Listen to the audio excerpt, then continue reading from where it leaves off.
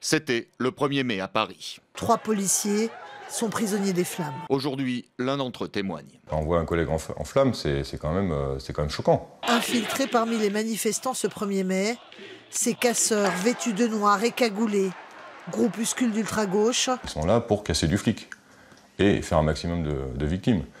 Pour preuve, dès qu'un engin incendiaire nous touchait ou dès qu'on avait un blessé, ils applaudissaient comme s'ils avaient une victoire personnelle.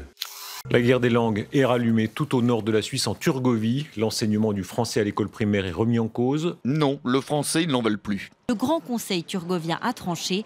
Plus de cours de français à l'école primaire. La situation n'est plus la même qu'il y a 40 ou 50 ans, où il y avait juste 3 ou 4 langues importantes pour nous. L'anglais plus important à leurs yeux, et pourtant les partisans du français à l'école auront tout essayé. Je vais te chanter la balade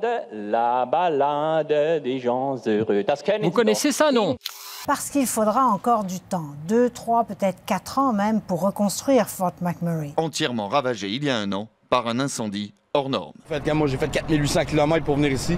Sur les chantiers, ils viennent d'un peu partout pour reconstruire et avoir leur part du gâteau. Plus de 2000 maisons à reconstruire en un temps record. C'est la 4e qu'on est en train de bâtir. Plus grand, plus gros, voilà une bonne façon de décrire le carnet de commandes de cet entrepreneur. C'est de donner aux familles l'espoir. À elle seule, la reconstruction représentera près du quart de la croissance en Alberta en 2017, soit l'équivalent d'1,5 milliard de dollars.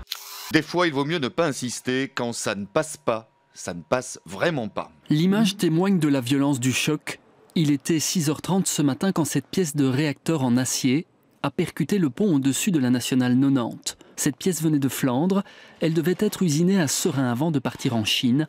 L'entreprise qui l'a fabriquée a fait appel au service d'un transporteur spécialisé. Apparemment, l'accompagnateur du convoi a pris une mauvaise route. L'intention au départ n'était pas de passer sous ce pont. Donc ce n'est pas normal? Non, ce n'est clairement pas normal.